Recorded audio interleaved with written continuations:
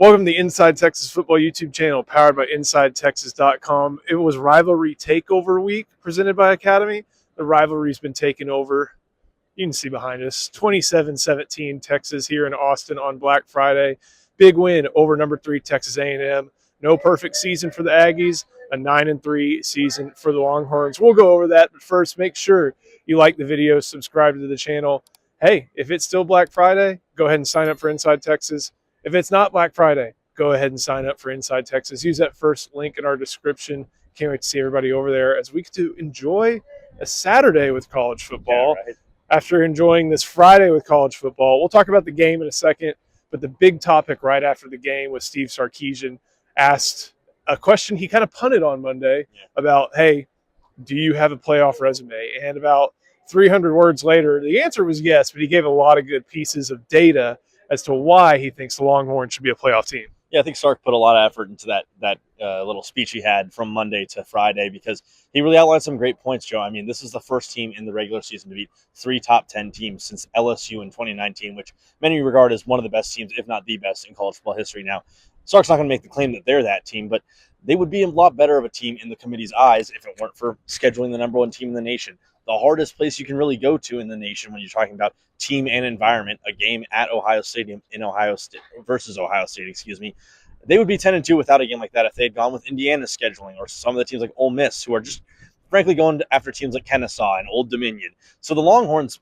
would already be there if not for that. But still, even with the 3 losses, 2 of them come to top 5 teams in the nation. That comes with 3 top 10 wins, 1 against a top 3 team, undefeated Texas A&M, 1 against Oklahoma, who they win, they're going to be in the playoff on Saturday. And then Vanderbilt, who they're right on the edge, but they're still in the top 15. These are really legitimate teams. And I see Sarkisian's point that if you're going to take 12 total teams and 9 at-large bids, really, when you think about it, between the SEC and Big Ten teams, it's hard to see a team that has that resume not being in the discussion.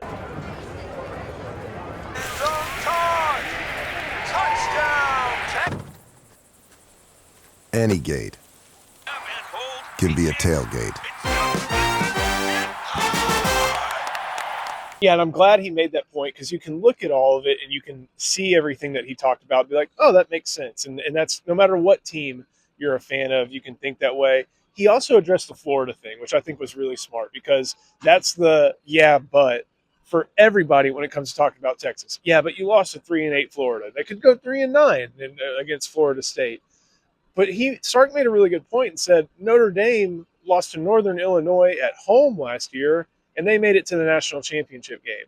And his point is that you can lose to poor teams, and Notre Dame was not a poor team last year. Florida would smoke that Northern Illinois team. Yeah. Like, you can lose to those teams and still be championship worthy. That's a little bit tougher vision to sell because that was Notre Dame's only loss. That was Texas' second loss before the Georgia one. It is a little bit different, but the overall point he was making that I think makes sense is, look, great teams in this NIL era, transfer portal era, 12-team playoff era, where more than 10 teams actually think they have a chance to win and play for a title, with talent being spread out, you can lose games like that, and great teams lose games like that. And it shouldn't be something that takes away from what your playoff resume is. Well, I don't know if Texas is a top 12 team in the nation just by neutral field favorability. Who is going to go out and give you the best game on the field? They've shown some really poor games this season against Kentucky, against obviously Florida. But when you just take a look at what their schedule was, they are the hardest schedule of all the contenders, Joe. And it's really not particularly close who's at second place. You just look at who they've played. The number 1 team in the nation, probably the 3rd best team in the nation when you talk about Georgia right now. A&M's probably top 5 even with this loss. Oklahoma's top 10.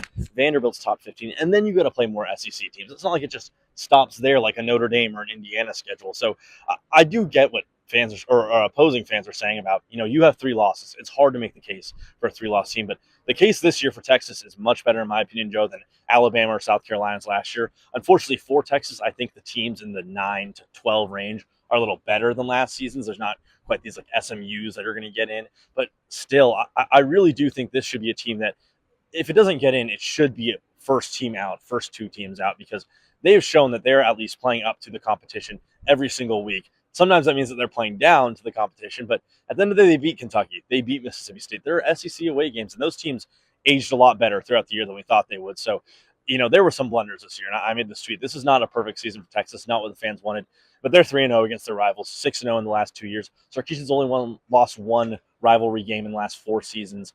It's just been a great job at doing specifically that, and you saw it out there on the field tonight, Joe. And one of the reasons they have that fifth top 10 win is because they beat A&M here on Darrell K. Royal, Texas Memorial Stadium, here on Campbell Williams Field. And it was a kind of, feel you out game early on. Both teams kind of go back and forth with punts. Texas gets a field goal. A&M does too. A&M gets another score. But something you and I both really harped on and you wrote about over on Inside Texas was it's probably the best quarter we saw from Texas all year in the third period. It was just amazing, that flip of the switch. And Sarkisian said there wasn't much to that halftime speech he had. It was just, you guys are bought in. You got to go get that, which, that can be coach speak, of course. He was probably harping on his players a little more than he alluded to. But at the end of the day, it was a player execution thing that got them there. Talking about 2 3-and-outs immediately for the defense. You respond with 10 points right after that. Arch Manning, he had talked about how Arch was kind of ducky, a little bit too much to run early in the first half. He challenged him, hey, keep your eyes downfield when you are scrambling out of the pocket. And it wasn't a great throw to Ryan Wingo, but it was a touchdown throw. He got the ball there, and that's all Texas needed that then. And obviously, A&M goes back and scores later in the game, and they still respond. They still have a great play call to get Arch Manning in the end zone. There was a great play call to get Nick Townsend in the end zone, a guy who would have written that down as the anytime touchdown scorer for this game, Joe. I wouldn't have for sure. It was just a really great second half, and specifically third quarter from a play calling standpoint, from a player execution standpoint. A lot of guys getting involved. Quintravian Wisner had a really good half at the end there. He was Texas's best player through the full 4 quarters. Just a great win for the Longhorns, and one that the fans are really going to cherish. Yeah, Wisner is building a story as just a guy who takes down rivals, takes down the Aggies, takes down the Sooners, has good games elsewhere. Like just someone who you can rely on in these games, and who had an offensive line blocking for him, and made a lot of progress against players, who we know are good, like Cassius Howe, Torian Rourke, some of the safeties that they have. And then when you flip it to the other side, Texas defense, I wonder how dinged up Marcel Reed really was. It's probably an ankle and one of those injuries where you better keep playing or else you're not going to play. Yeah. And we saw him have his mobility later on down in the game and get some good scrambles. But Texas situationally was really strong. Aside from that E.J. Smith long rush and, some good plays for Craver and Concepcion, there really wasn't a lot of big plays given up. There were a few penalties, and one may have been a chin strap penalty and not a face mask penalty. You had a few different things happen. But that was a fantastic game from a Texas defense that not only was without Anthony Hill, was also without Ty Anthony Smith for the first half. And then Cade Phillips, who's elevated himself to starter, he missed most of the second half. So you had Kobe Black in there making a game sealing play, multiple big plays. You had Trey Moore playing a middle linebacker position that he can do, but he's not best suited for it, played great. And then you had guys like Ethan Burke and Colin Simmons and that Texas defensive interior make a lot of great plays throughout the course of the game. Yeah, you can tell Simmons and Burke really got that defensive line to where it needed to be from an intensity standpoint, from just a level of play. They were bullying A&M's offensive line at points in the second half. And obviously that Smith run that you mentioned was a bit of a break in the defense. But otherwise, most of the offense that A&M had was just kind of good players making good plays. You expect Craver and Concepcion to get their licks, and you expect Reed to make a play with his mobility. But when you're talking about Reed's interceptions, it's kind of, I go back to the John Mateer argument from earlier in the year. Yes, ankle. Yes, thumb. That doesn't change you making that read. Doesn't change you making that throw. Doesn't change for the defense force you into the position to do that. And the offense did that as well by getting the lead for them. So Marcel Reed made a bad throw to Michael Taft. And Michael Taft got kind of a legacy-defining moment there at that interception.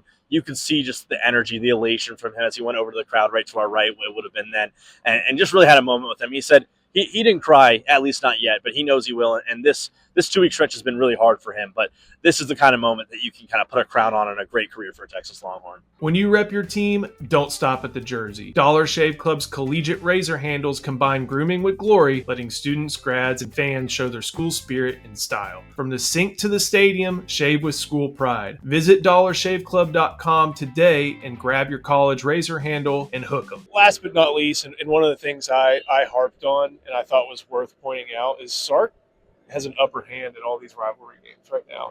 And we can talk about playoffs. We can talk about doing this, doing that. That's still important.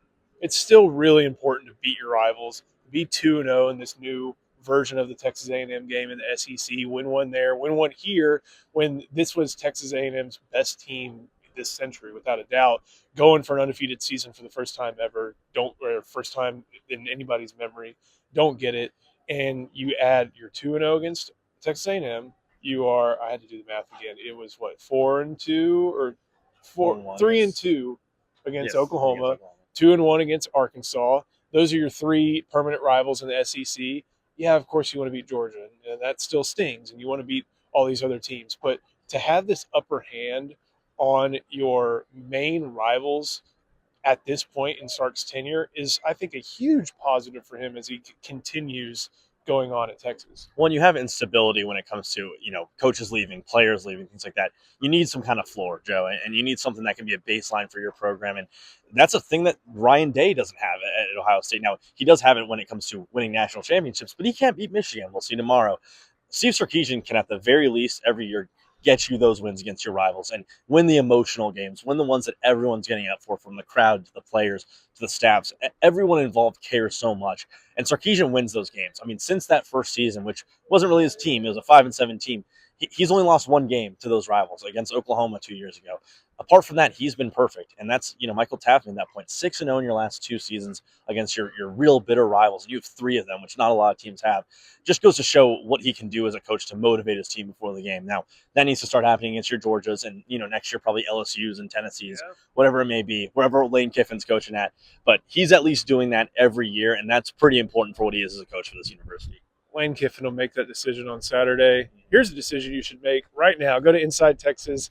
Use that first link in our description. Sign up. Can't wait to see everybody over there celebrating this big win. Again, if you haven't noticed, 27-17. You can still see it back there. Horns win if you weren't sure. And, had a lot of fun. We'll be breaking it down over on Inside Texas. Great way to cap the Rivalry Week takeover presented by Academy Sports and Outdoors. Academy, I love you, but I can't do that tongue twister anymore. So I'll give it a year's worth of practice before we have to do it again. But come back very soon on the Inside Texas Football YouTube channel powered by InsideTexas.com.